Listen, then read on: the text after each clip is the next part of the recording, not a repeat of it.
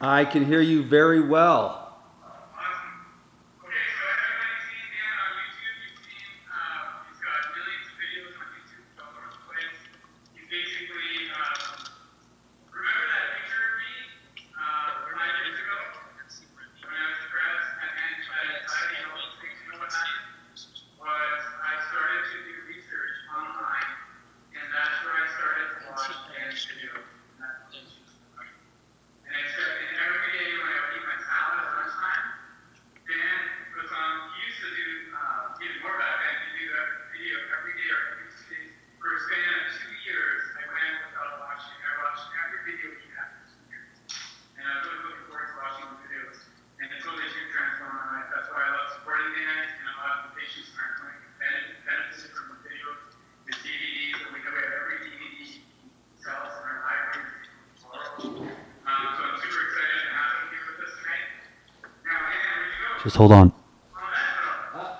I'm right here. I got the video recording equipment going here. I wanted to make sure the sound was on and the audio and the video is on, so that I can, just in case I say something smart. Awesome, bro. So do you want to start by, for some people that haven't met you or never heard about you, do you want a quick intro of yourself? Why don't you share that? Okay, let me go into character real quick. Hey, this is Dan McDonald. How you doing? I'm the Life Regenerator here on YouTube, and I want to thank you very much for joining me for today's episode of the Life Regenerator Show. Fruits, vegetables, and love. Detoxification. Health. And happiness. And breaking free. And breaking through your own barriers. Surmounting the obstacles in your life so that the best part of yourself can arise. That's the quick version. Everybody knows I could go a lot longer than that. So, what are we up to, Doc? We're going to do Q&A. So anybody have a question, you can raise your hand. I'll read the questions to Dan and Jared, and then we'll all get your hand. So let's go for it. Yeah.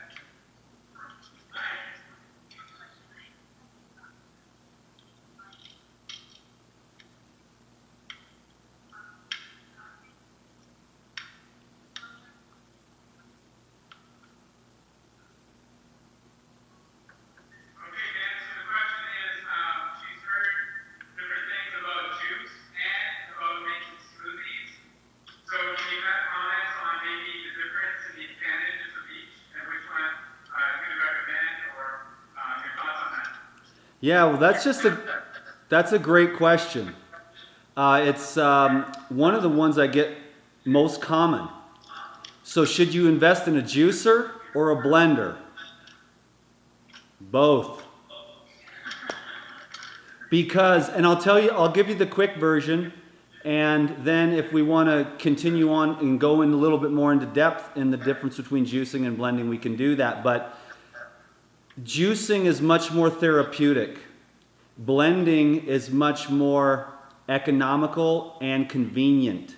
So you have a pile of vegetables this big on your cutting board at home. Well, you put that through the juicer and you get 32 ounces of juice.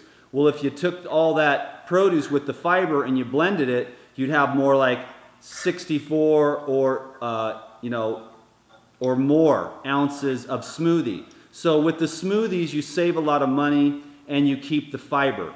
With the juices, what you're getting is a much more concentrated source of the vitamins, minerals, antioxidants, and the living water, the chlorophyll, and the minerals.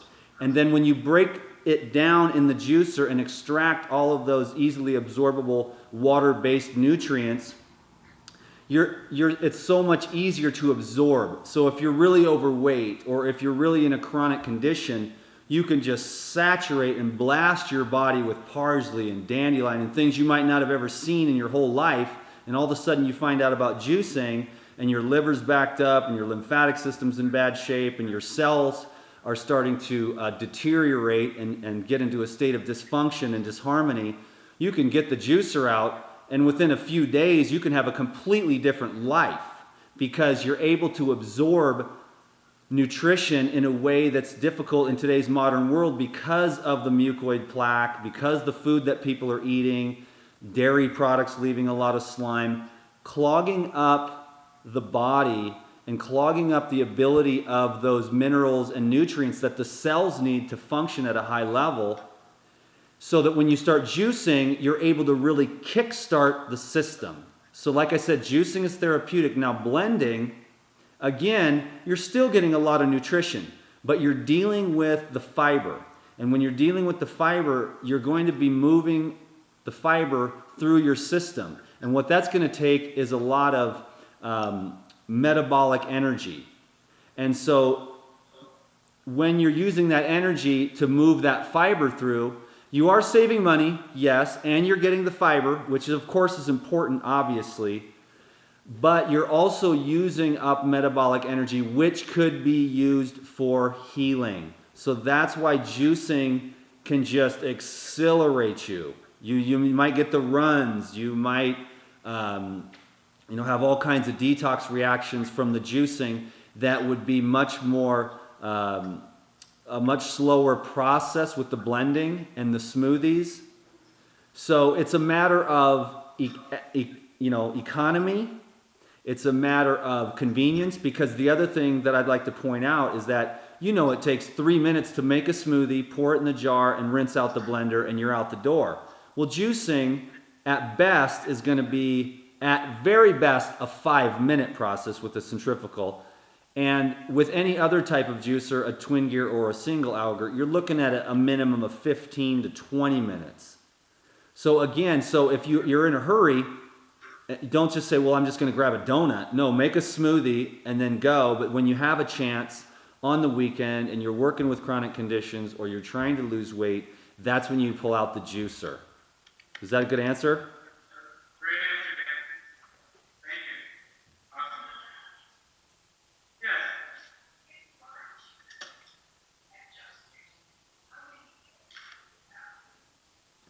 Okay, Dan, so if someone's doing a juice plan for a juice fast, how many liters should somebody drink a day? And a liter is about 32 ounces in the U.S. Or quarts. We can do quarts. Okay, cool. Well, thanks for... I think it's like a quart, right? yeah, you doggone Canadians. I don't know, liters? What's a liter? We do ounces here, man. So let's do quarts, because 32 ounces is a quart. So I want to know, actually, Doc, how many liters are in a quart? They're about the same. I think 1 quart is about a liter. Oh, okay, cool. Well, then that makes it really easy. So if let's say you're on a juice feast, juice fasting versus juice feasting. Should we go into that a little bit? Sure, maybe break that down. Okay, now juice fasting is going to be more along the lines of perhaps 2 to 3 32-ounce jars of juice, where you're actually minimizing your consumption of food so that you can have much more sensitivity to your spiritual energy, for lack of a better way to put it, your internal, intuitive process of awakening. That's why you're fasting, to move through some difficulty in your life, or to move through a chronic condition, which of course is associated with some kind of emotional trauma or guilt or shame or something like that, which needs to be addressed. So you're just using enough to nourish the body, but you're not using food to stimulate or suppress, because a lot of us do that. We suppress our symptoms with food. We suppress our guilt, shame, emotional turmoil with food. Who doesn't, right? Okay. And then so with the juice fasting, you're working on either cleansing or moving through something. With the juice feasting, you are still in a state of cleansing, but you're using more like possibly 4 to even 8 jars of juice, which would be like 2 gallons. And I've drank, on a real heavy drinking day, for me, would be about 2 gallons of juice. I'll usually do, if I do a juice feast, I hover somewhere between 4 to 6 jars. But there are days when I'm more active, more mentally active, more physically active, where I will drink up to 8 jars of juice. And it depends on the kind of juice. The fruit juices, of course, have more calories, and the green juices, of course, have more nutrient density. I recommend, just to throw this in there for y'all, is to keep a nice balance between the fruits and the herbs. When you've got a nice balance, when you're doing this raw food thing, or you're really moving in the direction of fruits and vegetables, which I highly recommend because it's amazing, I would recommend, keeping a nice balance. I think some people go too far to one side or the other, and they're like, this is what it's supposed to be, and it's all a mathematical formula. But it should be more of an intuitive process. But one thing that I've found that really, really works well for me to have this long-term success that I'm having with the raw food diet is to really keep the fruits and the herbs in a nice balance. The fruits are very energizing and cleansing. The fruit acids can dissolve a lot of mucus, especially the citrus fruits. Apples are good, grapes are good, that type of thing. And the herbs are more nutritive. They've got the chlorophyll, which helps to really neutralize odors, as well as regenerate the ecosystem inside your GI tract. And the herbs are also more grounding. And they also have the minerals, which are absolutely key. The mineral deficiencies are running rampant. And one mineral deficiency leads to another, and that leads to a breaking down of the system. So I really like a good balance of the fruits and the herbs. And then you bring in the soaked nuts and seeds when we're speaking in terms of the raw food diet, which I think is the best diet for human beings, is the fruits and the herbs and then the soaked nuts and seeds. And after that, I don't even need to go outside of that parameter myself to thrive really well. And so if you understand and you get educated on using the different nuts and seeds, making sure you're getting the essential fats, making sure you're getting the minerals, making sure you're getting the healthy sugars from the organic, ripe fruits, and then a nice mixture variety of the herbs in juice form, in smoothie form, in salad form, you're going to have a nice, well-rounded balance and awaken to that intuitive process that says, oh, today I'd like a salad. Oh, today I'd like fruit. And you can really feel that within yourself as you get more sensitive. So was that good?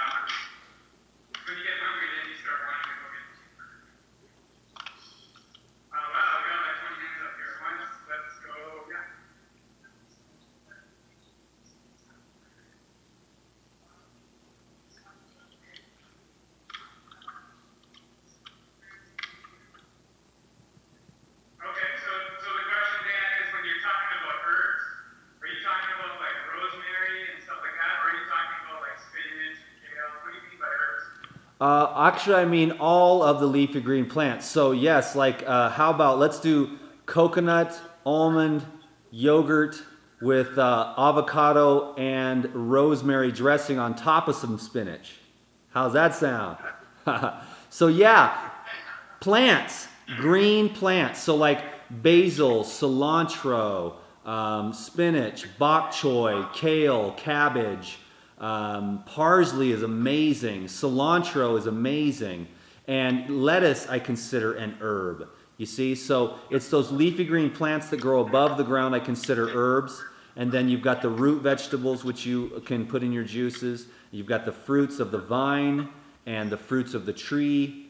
And then you've got the nuts and seeds from the plants and the flowers. And you've got an amazing gift from Mother Nature and God. This is a church, so that's awesome, right? God is awesomeness. Yes.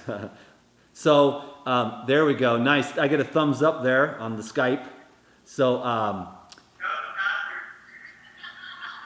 oh, that was the pastor? Nice. Yeah, that's the one thing I'd like to. Since this is a church, and I don't try to force anything on anyone. But I think that when God is the center of your plan, your eating plan, your life plan, when you're doing it to really increase your connection to divinity, this whole diet thing becomes very much more easy than it is when you're doing it for some vanity. Like when you go to heal a disease, if you do that to really bring in more divinity, to really bring in more devotion and more love, it makes it a lot more effortless, and it also makes it so that you can keep going through those rough times, instead of, I know so many people, they give up too easy. So I was inspired to say that. And I forgot to pray before I started this Skype call too, so I just did it real quick.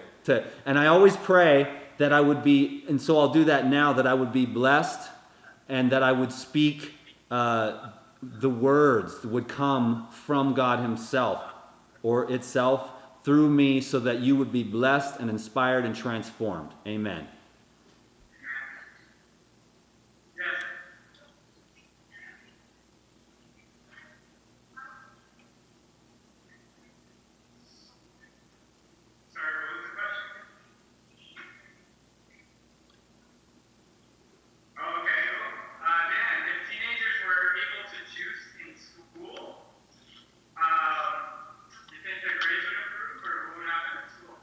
Oh, there's only one answer to that question. That is, of course. I mean, the fruits and the vegetables feed the brain in a way that no other food can, especially the fruits. If they were feeding the children fruits and vegetables, America would get back on track here, and it's a darn shame what they're doing to our kids. That feeding them that filth and then expecting them to perform in any way, it's almost ridiculous. It's like a crime, a very sinful crime, and a shame that we do this to our children. And nobody's really, there's a couple of school districts in the strange places, and they're looked at like they're aliens, for bringing fruits and vegetables and healthy foods and actually thinking about this kind of stuff. We really need to do something about this.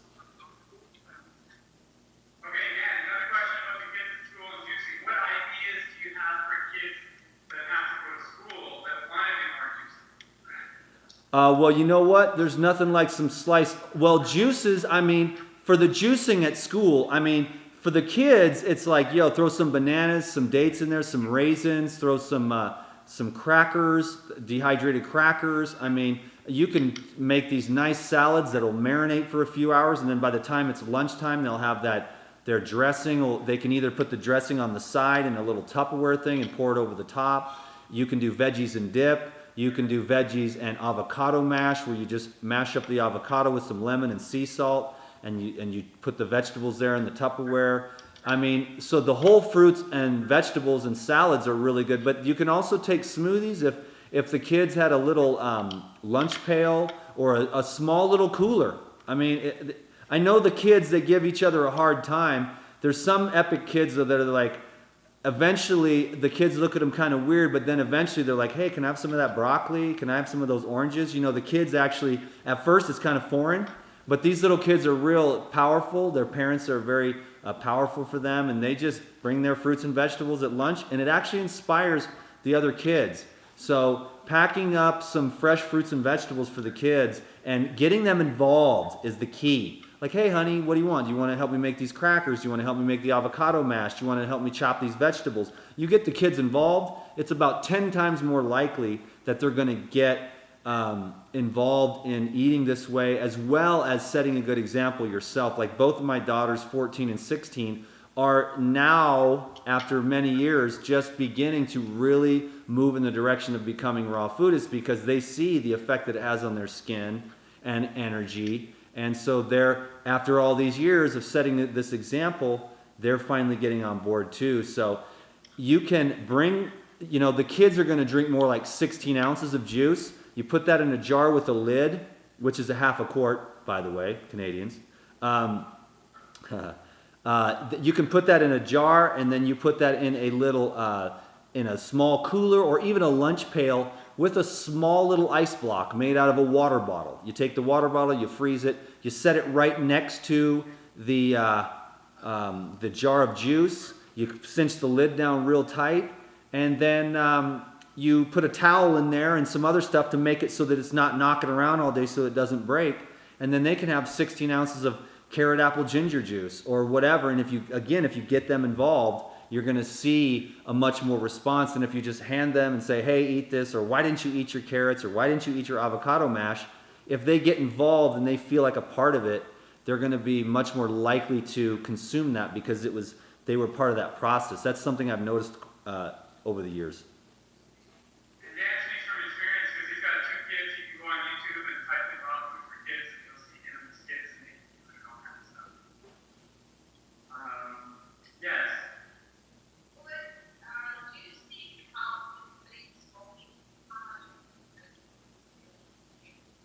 Okay, Dan, the question is quitting smoking. Somebody wants to quit smoking. How much would they choose? How would they do that? I'll tell you how I quit smoking. I took up jogging, okay?